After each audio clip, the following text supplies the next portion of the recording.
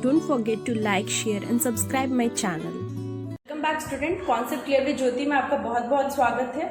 आज हम लोग स्टार्ट करने वाले हैं क्लास 11th का chapter first the living world. तो ये सबसे पहला चैप्टर है जिसमें आपको आने वाले आगे के सारे चैप्टर्स के इंट्रोडक्शन होंगे। अगर ये चैप्टर आप अच्छे से समझ लेते हैं तो ये एक बेसिक इंट्रोडक्शन चैप्टर है, लेकिन बहुत ज़रूरी चैप्टर है, तो आपको इसके बारे में नॉलेज होना चाहिए। तो लेट्स बिगिन। स्टूडेंट, चैप्टर का नाम ही है द लिविंग वर्ल्ड, मतलब आप biology is the study of living organism, और यहाँ पे क्या लिविंग है और क्या नॉन लिविंग है, लिविंग को कैसे नॉन लिविंग से डिफ्रेंशिएट करते हैं, क्या कुछ कैरेक्टरिस्टिक्स हैं जो लिविंग को नॉन लिविंग से डिफ्रेंशिएट करते हैं, उसके बारे में हम लोग को पढ़ना है।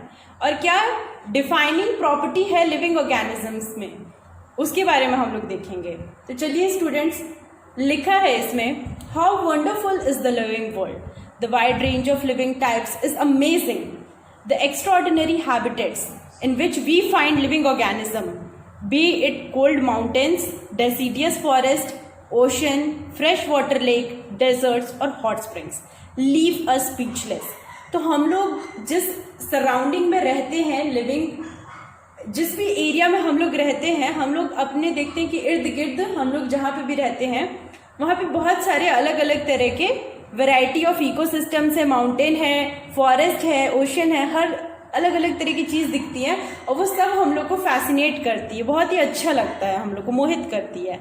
Beauty of a galloping horse, of the migrating bird, valley of flowers और द अटैकिंग शार्क इवोक्स एव and a deep sense of wonder. तो ये सारे जो घोड़े के चलने की आवाज़ या माइग्रेटिंग बर्ड्स जो हम लोग सीजनली देखते हैं, या फ्लावर्स, वैली ऑफ फ्लावर्स देखते हैं, पहाड़ियों पूरा फूलों से भरा हुआ, तो ये सारी जो चीज़ें हैं ये हम लोग को एक तरह से बहुत अच्छा लगता है। Ecological conflict and cooperation among members of a population and among population of a community or even the molecular traffic inside a cell make us deeply reflect on what indeed is life। तो students, कभी आप खुद से ये नहीं सोचते हैं कि लाइफ क्या है? खुद में कभी सोचिए कि लाइफ क्या, कैसे ओरिजिनेट हुआ, लाइफ क्या होता है। ये भी एक मॉलिक्यूल है, ये भी एक बायोमॉलिक्यूल है जो खुद ब खुद ओरिजिनेट हुआ, कैसे ओरिजिनेट हुआ, या कोई केमिकल रिएक्शंस करके ओरिजिनेट हुआ। ठीक है, तो अगर हम लोग जब देखते हैं कि एक पॉपुलेशन आपस में कॉपरेट कर रहे हैं, वही पॉपुलेशन मिलकर के कम्युनिटी बनाते हैं, और उसी तरीके का ठीक कुछ सीन हम लोग के बॉडी के अंदर भी होता है, जहाँ हर एक सेल एक दूसरे सेल के साथ इंटरेक्ट करते हैं, मेटाबॉलिज्म का एक्टिविटी परफॉर्म करते हैं। तो इससे देख के लगता है कि लाइफ का डेफिनेशन क्या होना चाहिए। This question has two implicit questions within it. The first is a technical one and seeks answer to what living is as opposed to the non-living. पहला क्वेश्चन है कि क्या बेसिक डिफरेंस है एक लिविंग ऑर्गेनिज्म में और एक non living organism में। ठीक है, and the second is a philosophical one and seeks answer to what the purpose of life is. Reason है दूसरा फिलोसफिकल टाइप का क्वेश्चन है कि क्या जरूरत है लाइफ का, क्या अगर लाइफ नहीं रहेगा तो ये दुनिया नहीं चलेगी, या फिर इस लाइफ का कोई जरूरत है, क्या जरूरी है कि लाइफ होना ही चाहिए।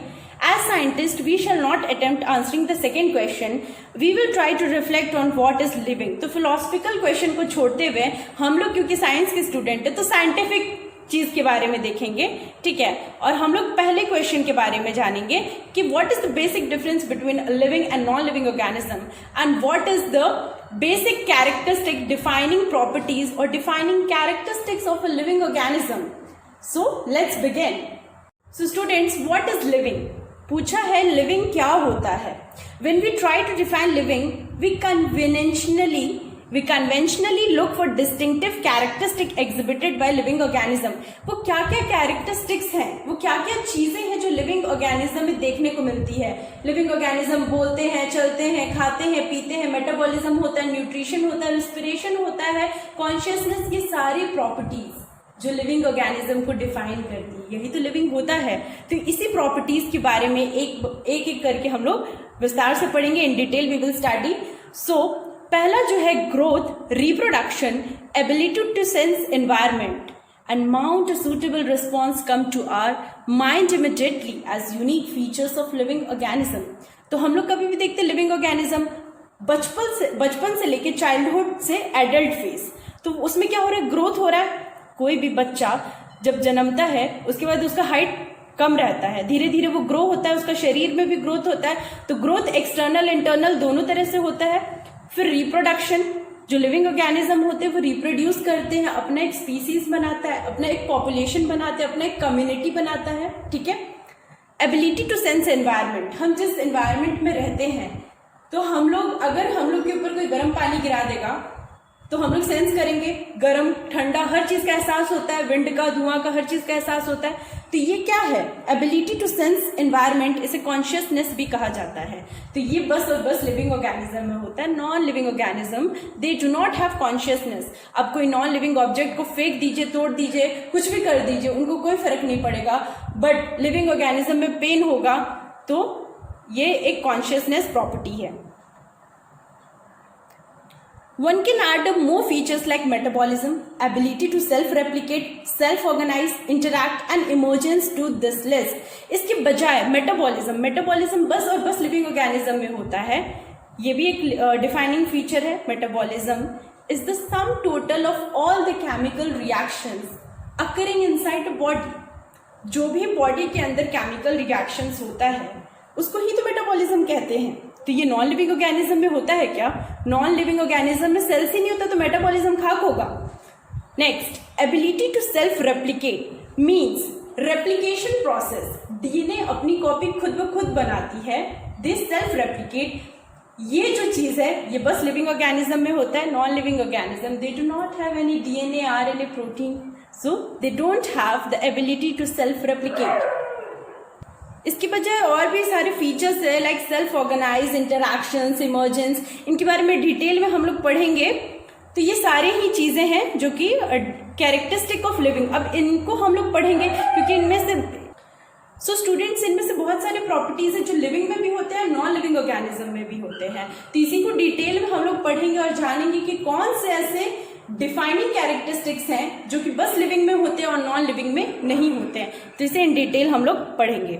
नेक्स्ट लिखा है ऑल लिविंग ऑर्गेनिज्म ग्रो। तो पहला जो हम लोग फैक्टर ले रहे हैं डिफाइनिंग कैरेक्टरिस्टिक, मतलब वो डिफाइन नहीं कर रहे हम लोग अभी बस पढ़ रहे हैं कि क्या लिविंग होता है और क्या नॉन लिविंग होता है, कौन से कैरेक्टर्स लिविंग में होते हैं, कौन से कैरेक्टर्स लिविंग नॉन लिविंग दोनों में ही होते हैं।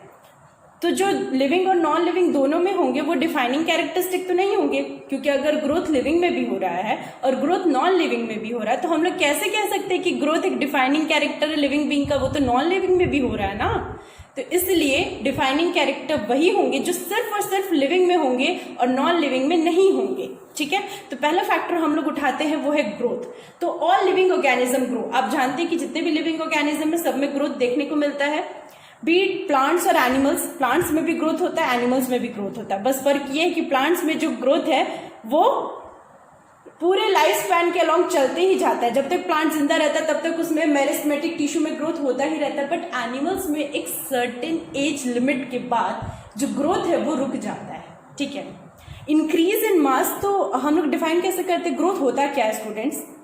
Increase in mass and increase in number of individuals are the twin characteristics of growth. Growth की दो कैरेक्टरिस्टिक है, हम लोग ग्रोथ को दो तरीके से डिफाइन कर सकते हैं। पहला है इंक्रीज इन मास, मास में इंक्रीज होना, मतलब मास होता है किसी भी चीज का बहुत ज्यादा संख्या, ठीक है, बहुत ज्यादा। स्टूडेंट्स ग्रोथ जो है वो दो तरीके से होता है, एक तो मास का इंक्रीज होना, दूसरा नंबर का इंक्रीज होना, ठीक है। आगे लिखा है multicellular organism grow by cell division. जो भी मल्टीसेल्युलर ऑर्गेनिज्म जो कि बहुत सारे सेल से, मल्टीपल सेल से बने हैं, उसमें जो ग्रोथ होता है वो तो तभी हो पाएगा जब सेल डिवीजन होगा। सेल कंटिन्यूसली डिवाइड करेंगे, जब सेल में डिवीजन होगा तभी ग्रोथ होगा। एक सेल डिवाइड करके 2 सेल बनाएगा, ग्रोथ होगा। 2 सेल डिवाइड करके 4 बनाएगा, 4 सेल डिवाइड करके 8 सेल, 8 सेल 16, ऐसे कंटिन्यू होता रहेगा। तो वो एक तरह से क्या हो रहा है, सेल डिवीजन से ग्रोथ हो रहा है। लेकिन in plants this growth by cell division occurs continuously throughout their life span. जब तक प्लांट का लाइफ स्पैन होता है, जब तक उसकी जिंदगी होती है। What is the definition of a life span? क्या होता है स्टूडेंट लाइफ स्पैन? आप लोग इसके बारे में क्लास 12th के फर्स्ट चैप्टर में पढ़िएगा। लाइफ स्पैन होता है the period from birth to natural death of an organism, birth से लेके डेथ तक के बीच में जितना भी पीरियड होता है उसको हम लोग कहते हैं लाइफ स्पैन। तो प्लांट्स का जो लाइफ स्पैन होता है उसमें जो ग्रोथ होता है, सेल डिवीजन जो होता है वो कंटिन्यूसली चलता ही जाता है, वो रुकता नहीं है। But in animals this growth is seen only up to a certain age. लेकिन एनिमल्स में क्या होता है, ये ग्रोथ एक एज के बाद क्या होता है, रुक जाता है। However, cell division occurs in certain tissue to replace lost cells.